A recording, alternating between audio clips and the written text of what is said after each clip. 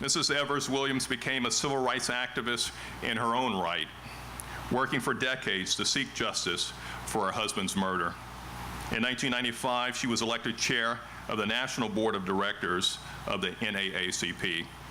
She has authored a number of books, including a chronicle of her late husband's life and the civil rights struggle in Mississippi, entitled For Us, the Living.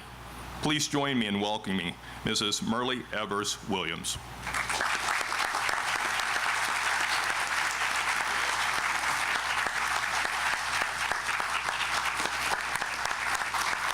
Thank you. Thank you very much. Thank you.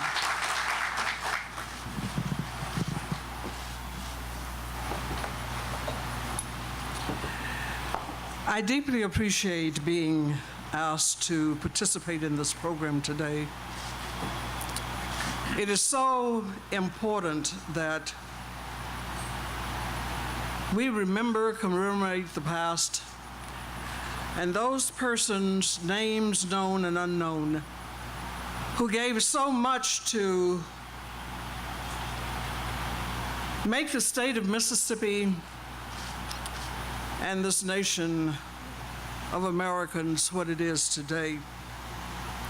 As I sat in my seat taking in what everyone else was saying, I asked the question, what on earth are you going to say? How can you be brief? How can you tell your heart to be still? How can you not let that vengeance rise up again? And something said, just get up and tell the people that are there, we thank you, we appreciate you. All who went before the time that Medgar Evers was assassinated, and all of those who are working today to build a better society, a society of justice for each and every one of us. I have to admit to you that this has been a very emotional period for me. 51 years ago, my children and I lost the one person who was dearest to our hearts. I thought last year, the 50th anniversary, was a time of release, a time of true forgiveness. And then we moved into the 51st year, and all of the memories came flooding back. And I realized that emotionally I had to cut myself off at the 50th year because Medgar was remembered. But I find that there are so many other ghosts, if you will, that are emerging now, and a time of questioning myself, of just who am I after coming through that 50-year period and moving into the 51st. The FBI. FBI, a name that we feared, and if I must be honest, one that we despised at that time, because we saw the FBI only as an institution set to keep people of color down.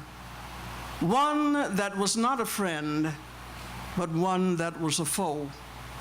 And I stand before you today saying that I am proud to say I see the FBI as playing the role that they did, and finally, in my mind and in my heart, reaching the point where I can say friend.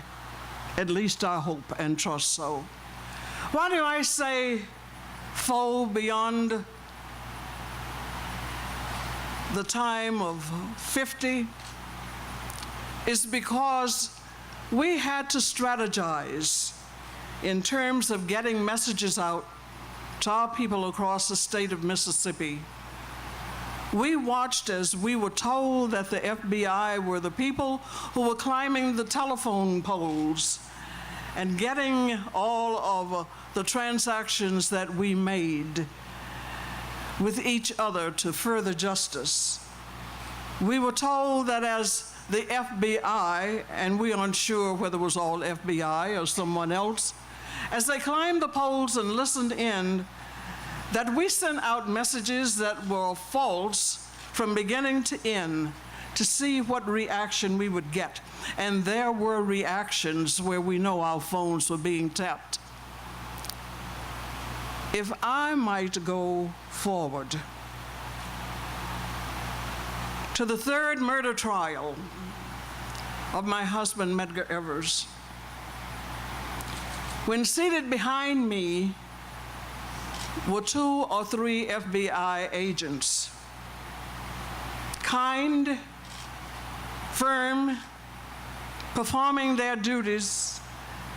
And I recall vividly when the verdict of guilty was read. I felt as though, using the term of another movie, the ghost of Mississippi escaped from my very being.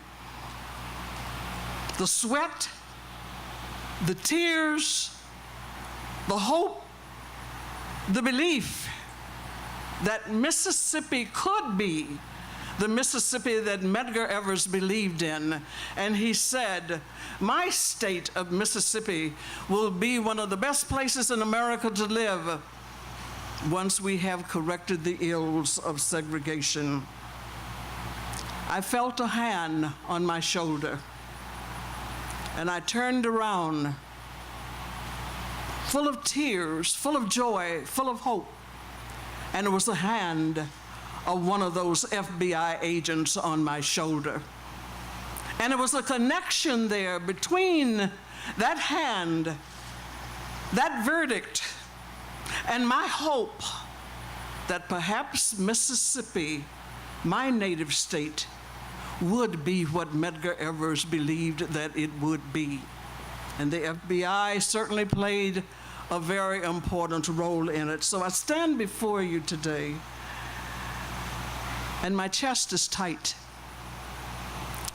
And I'm trying hard not to let tears flow, because I feel within this period of time, for those of you who are here and beyond my voice, hopefully feel that Mississippi has hope, that it will be what we all hope, most of us hope and trust it will be, and that the FBI has played such an important role in seeing justice unfold, not only here, but beyond.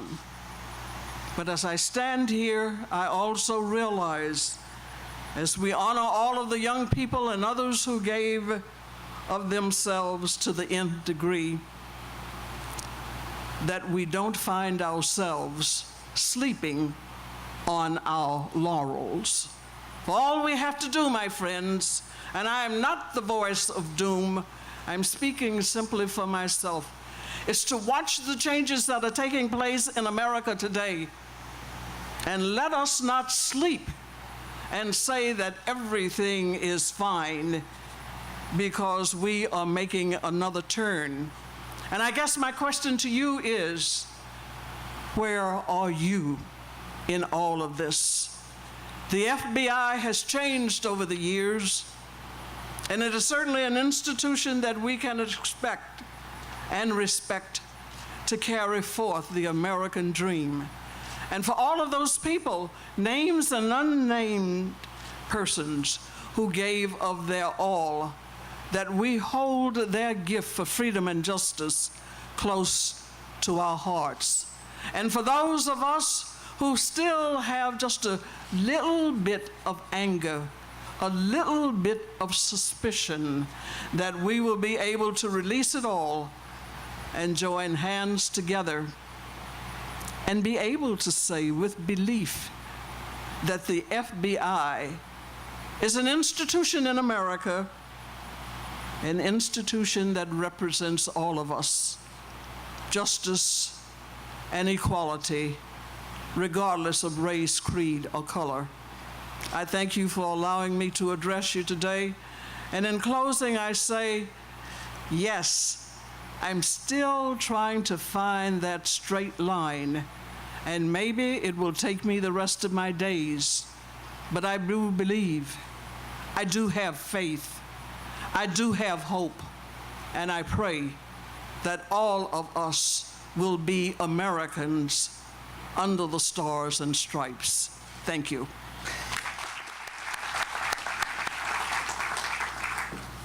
Thank you, Mrs. Evers-Williams. I am now pleased to introduce former Mississippi Governor William Winter. In 1964, William Winter quietly joined an interracial gathering of civic and religious leaders to form the Committee of Concern, now known as the Mississippi Religious Leadership Conference. Within 6 months of its formation, the group had raised $50,000 and rebuilt 6 bombed churches. He was elected governor in 1980. Governor Winter was instrumental in creating a more racially tolerant Mississippi by bringing together black and white members of the business, political, and religious communities to work for the common good.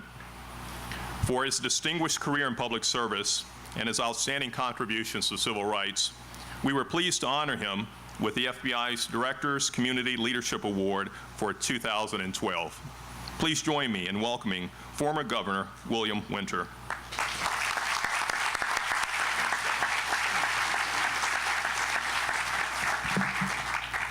Thank you very much, Dan McMullen. Let me thank all of you for letting me join you here on this very significant occasion. General Hood, you talked about the order of speaking. How would you like to follow Mrs. Myrlie Evers-Williams? Let me say this. She has spoken for all of us. She has lived for all of us. Her martyred husband died for all of us. And we owe her and her family and her colleagues so much for making it possible for us to come here today. You know, I'm old enough to remember 1964 and the year before, 1963. Those were not good years. They were not good years in Mississippi. They were particularly not good years in Mississippi, my home state. I remember those years. And I remember feeling that as a white man, I was imprisoned by a system that I didn't think we could do anything about. But along came heroes like Medgar Evers and so many others. We had a luncheon at the governor's mansion in 1983 when my wife and I were privileged to live there. A luncheon in honor of Mrs. Myrlie Evers-Williams. And I said to her at that time, we white folks owe as much to you and your martyred husband as black folks do, because you freed us too. We were all prisoners of an indefensible system.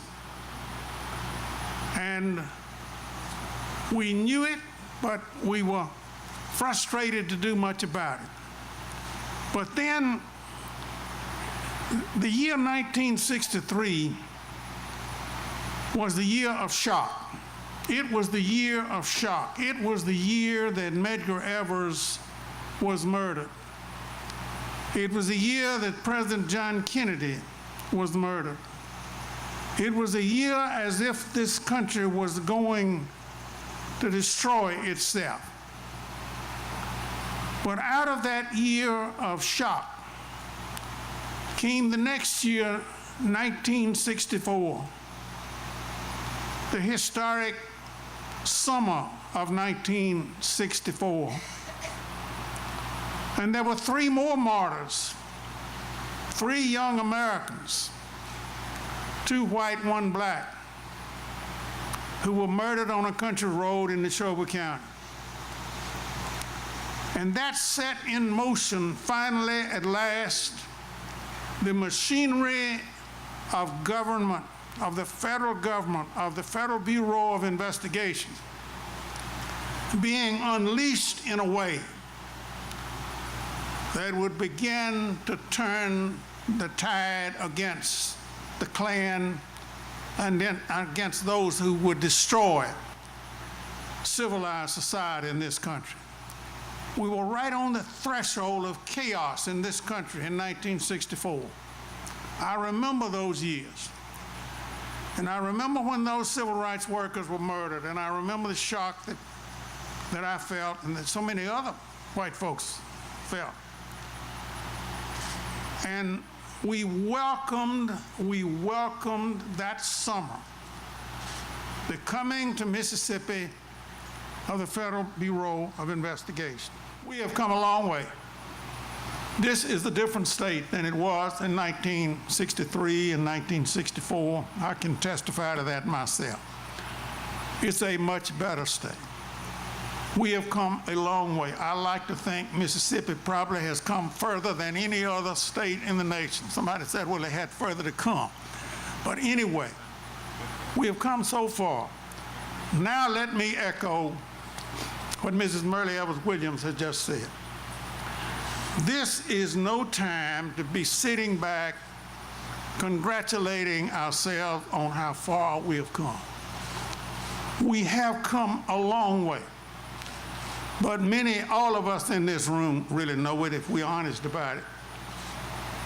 We still haven't come as far as we have to come. There's still a long way to go. And we've got to make sure that we don't slip back. Because I agree with Myrlie, there are forces in this country right now who would take us back. And we don't need to go back. We need to go forward with a renewed commitment to fairness and justice and seeing to it that everybody in this country, regardless of who they are or where they came from or what their status is, that everybody is treated with dignity and respect and afford the opportunity to live a life meaningful and productive and to look forward to their children and their grandchildren being able to live in a fair and just country. Thank you so much. Before we conclude, I'd like to thank all of you for joining us today to mark this very special occasion. I'd again like to thank Mark, and it's always good for the deputy or the director to come see pound for pound the greatest FBI division in the Bureau. As has been said, this office and the FBI itself has certainly come a long way in the last 50 years. The threats we face are varied and ever-changing. When we were first talking about putting this program together, one of the thoughts that I had was, obviously, this is a historic moment for the office, 50 years. It's really centered around the civil rights struggles of the 60s and understanding where the FBI is today and those events 50 years ago. How do we make that connection? And one of the thoughts I had was with regard to the FBI's core values.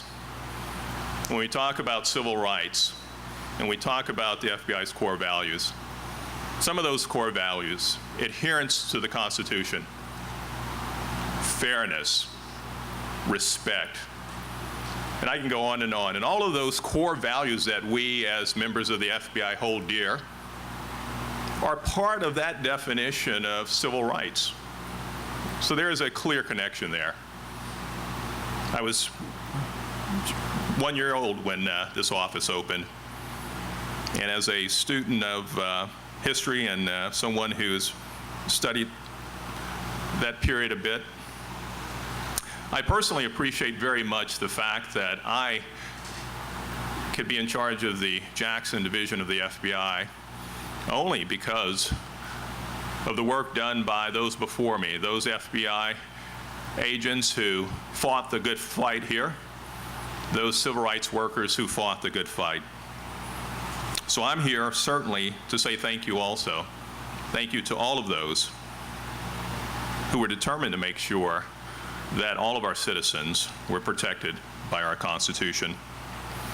Once again, I'd like to thank the employees of the Jackson Division. This has been an outstanding event. I thank you for all of your work that you've put into making this happen. I'd like to thank the Deputy Director again and all of those at FBI headquarters who supported today's event. It was 50 years ago that we had the long, hot summer of 1964. And we were having tremendous problems with the Ku Klux Klan, racial unrest. It was a struggle on the part of a lot of white folks who wanted to maintain the racial status quo, and also those in the African American community who wanted to change that. And so the confrontation reached crisis proportions in the summer of 1964 with the murder of the 3 civil rights workers in Neshoba County. And that's when the FBI in Washington opened a field office here in Jackson, which was kind of ground zero for the civil rights movement. And they began the process of putting the Klan out of business and bringing people to justice for murders that otherwise had not been even reported, much less prosecuted. I hope people will be able to appreciate and understand how far we have come in Mississippi in terms of eliminating racial segregation and racial discrimination. And we've come a huge way. We've come an incredible way from those bad days when there were so many people injured, killed, intimidated by the Klan and by other bad organizations. So I hope people will understand how much progress has been made. But I also hope people will understand how much we still have left to do. We still have a lot of racial injustice, a lot of racial discrimination, even though a lot of people are not conscious of it. And we still lack trust. There's still a lack of trust between the races. So we need to learn the lesson of living together and of understanding that we're all members of the same race. We're all members of the human race. And that these superficial differences that we try to make so important really don't mean anything over the long haul. And we all must work with each other to understand the worth of every human being, that every human being is entitled to be treated with dignity and respect and afforded opportunities to live a productive life. And everybody has to be involved in that. And that's what made this country such a great country. When we lose sight of that objective, then we slip back, I think, into a country unworthy of its heritage. It's commemorating a great effort by the FBI and the heroes back in that time when, as was repeated today, we did not have any confidence in anybody. We couldn't go to the sheriff, we couldn't go to the chief of police in our towns. The FBI was our bridge. And thank God that they were there and they did the job. To actually remind us of the struggles of Mississippi, the struggles of small towns in Mississippi, but also reminds us of the victories that have been won and still reminds us that we've still got a great future ahead of us and much work to be done. I hope we take away today that we as citizens of the United States of America do not ever want to experience the things that was experienced in the 50s and the 60s in our state.